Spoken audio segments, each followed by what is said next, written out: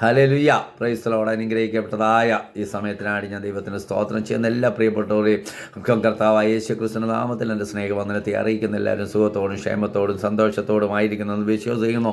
എല്ലാവരെയും ദൈവം ധാരാളമായിട്ട് അനുഗ്രഹിക്കട്ടെ. ദൈവത്തിന് സ്തോത്രം. ഇന്നത്തെ ചിന്തയ്ക്കായിട്ട് ഒരു വാക്യം വായിപ്പാൻ ഞാൻ ആഗ്രഹിക്കുന്നു. സങ്കീർത്തനം 48 സങ്കീർത്തനം അതിന് 14 വാക്യം. ഈ ദൈവം എന്നും എന്നേക്കും നമ്മുടെ ദൈവമാകുന്നു, അവൻ നമ്മെ ജീവപര്യന്തം വഴി നടത്തും. ഹല്ലേലൂയ. ഈ പുതുവർഷം ദൈവത്തിന് സ്തോത്രം ആദ്യത്തെ മാസമാണല്ലോ.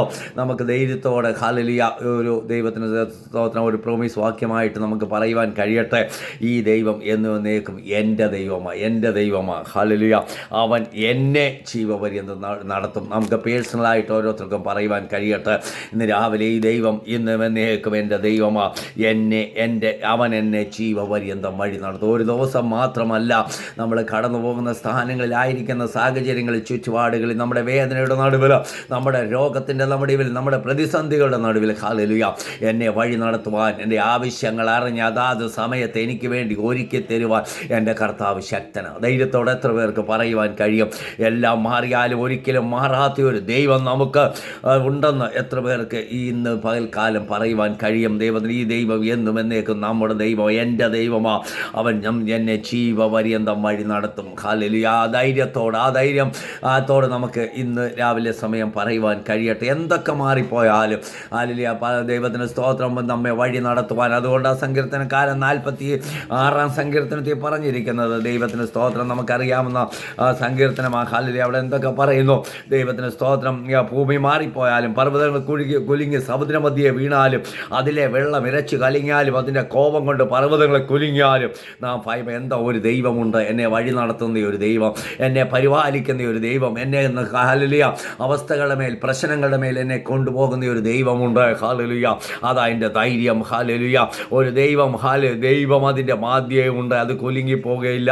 ദൈവത്തിന് സ്തോത്രം. നമ്മുടെ മധ്യ ആരുണ്ട്? നമ്മുടെ കൂടെ ആരുണ്ട്? നമ്മുടെ തമ്പുരാനുണ്ട്. പ്രിയമുള്ളവരെ, ധൈര്യത്തോടെ ജീവപര്യന്തം എന്നെ വഴി നടത്തുവാൻ എൻ്റെ ദൈവം ശക്തനാ. പ്രതിസന്ധികളുടെയും പ്രശ്നങ്ങളുടെയും ഭാരത്തിൻ്റെയും നടുവിൽ ഹല്ലേലൂയ അലയുന്ന പ്രിയപ്പെട്ടവരോട് ഇന്ന് രാവിലെ എനിക്ക് പറയുവാനുള്ളത്, ധൈര്യത്തോടെ ഈ വാക്യത്തിന് മുമ്പാകെ പറയുവാൻ കഴിയട്ടെ.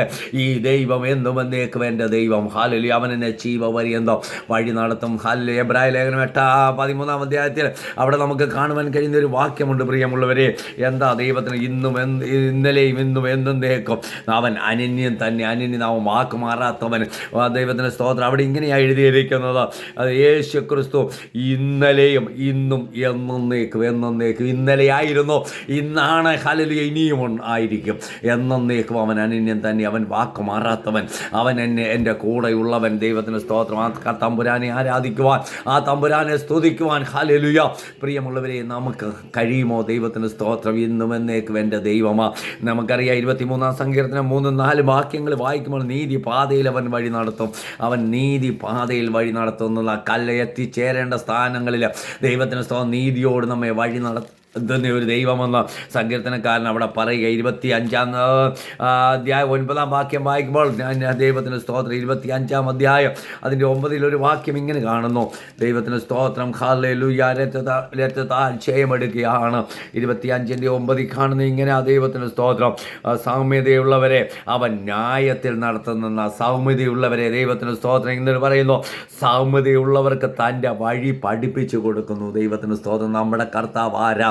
സൗമ്യതയുള്ളവരെ ന്യായത്തിൽ വഴി നടത്തും. അവർക്ക് വഴി പഠിപ്പിച്ചു കൊടുക്കും. ദൈവത്തിന് സ്തോത്രം.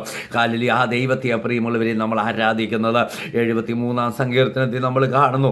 ആലോചനയിൽ വഴി നടത്തുന്നവൻ. ആലോചനയിൽ ഹല്ലേലൂയ എവിടെ പോകണം, എന്ത് ചെയ്യണമെന്ന് ഓരോ ദിവസവും ആലോചന പറഞ്ഞു തന്ന് നമ്മെ വഴി നടത്തുന്ന ഒരു ദൈവം. ഹല്ലേലൂയ.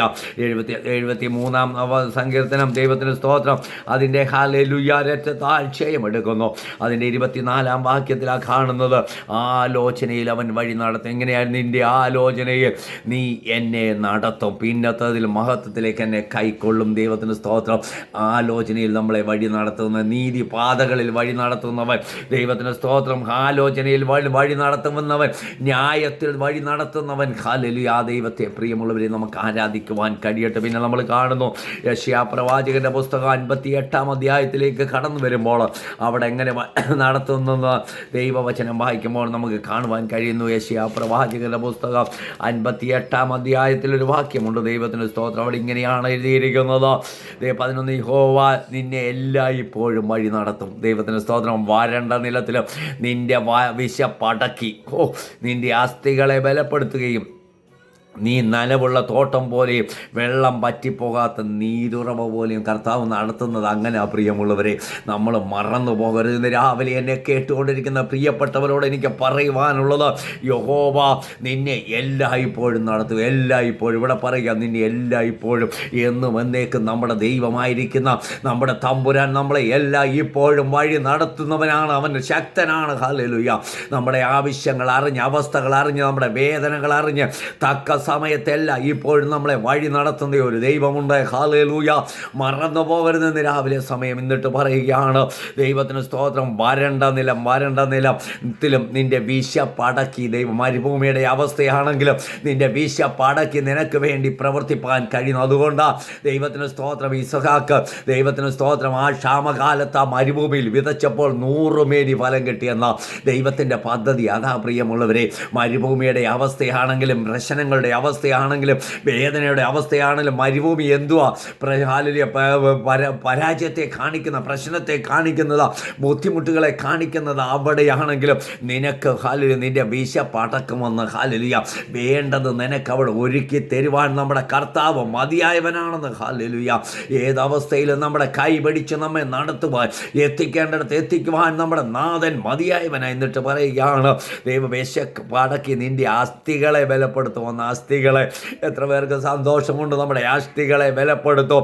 നീ നനവുള്ള തോട്ടം, വെള്ളം പറ്റിപ്പോകാത്ത നീരുറവ പോലെ. മരുഭൂമിയിലാണെങ്കിലും അവിടെ നനവുള്ള തോട്ടം പോലെയും നീരുറവ പറ്റിപ്പോകാത്ത നീരുറവ പോലെയും ആകുമെന്ന്. വെള്ളം പറ്റിപ്പോകാത്ത നീരുറവ. അത് ഏത് സമയവും ഹല്ലേലൂയ ഉറവകൾ. ഹല്ലേലൂയ. ദൈവത്തിന് സ്തോത്രം. ഉറവ. ഈ ഉറവ നമ്മൾ അടയ്ക്കാൻ നോക്കിയാൽ വീണ്ടും പൊടിഞ്ഞു ഉറവ വരും. അതുപോലെ ഹല്ലേലൂയ ആയിരിക്കുമെന്ന് ദൈവവചനം നമ്മളെ പഠിപ്പിക്കുക. പ്രിയ മറന്നു പോകരുത്. ഹല്ലേലൂയ. എന്നിട്ട് പറയാം, നിന്റെ സന്തതി പുരാതന ശൂന്യങ്ങളെ പണിയും. അല്ലെ തലമുറയായി കിടക്കുന്ന അടിസ്ഥാനങ്ങളെ നീ കെട്ടിപ്പൊക്കും. ഹല്ലേലൂയ. കേട് തീർക്കുന്നവനെന്നും ദൈവത്തിന് ഇരിപ്പാൻ തക്കവണ്ണം പാതകളെ യഥാസ്ഥാനത്താക്കുന്നവനെന്നും നിനക്ക് എന്തൊരു അനുഗ്രഹിക്കപ്പെട്ട വാക്യമാണ്. നിന്റെ സന്തതിയെ അനുഗ്രഹിക്കുമെന്ന്. പുരാതന ദൈവത്തിന് സ്തോത്രം. ഹല്ലേലൂയ പണിയുന്നത്. പുരാതന ശൂന്യങ്ങളെ പണിയും. തലമുറയായി കിടക്കുന്ന അടിസ്ഥാനങ്ങളെ നീ കെട്ടിപ്പൊക്കുമെന്ന്. ദൈവത്തിന് സ്തോത്രം. നഷ്ടപ്പെട്ട അടിസ്ഥാനങ്ങളെ നീ കെട്ടിപ്പൊക്കും. എത്ര അനുഗ്രഹിക്കപ്പെട്ട വാക്യമാ പ്രിയമുള്ളവരെ. നിന്റെ വിശപ്പടക്കുമെന്ന് ദൈവം. അതിൻ്റെ 10-ാം ഭാഗം, നീ താല്പര്യം കാണിക്കുകയും ഇരിക്കുന്നവന് തൃപ്തി വരുത്തുകയും ചെയ്യുന്നുവെങ്കിൽ ഹല്ലേലൂയ നിന്റെ പ്രകാശം ഇരുട്ടിൽ ഉദിക്കും. നിന്റെ അന്ധകാരം മാറുമെന്ന്. ദൈവത്തിന് സ്തോത്രം. മധ്യാഹ്നം പോലെ ആകുമെന്ന്. ദൈവത്തിന് സ്തോത്രം. പക്ഷെ നമ്മൾ ചെയ്യേണ്ട കണ്ടീഷൻ അതിൻ്റെ മേളിൽ പറയുക, നീ വിശപ്പുള്ളവനോട് നീ താല്പര്യം കാണിക്കണം.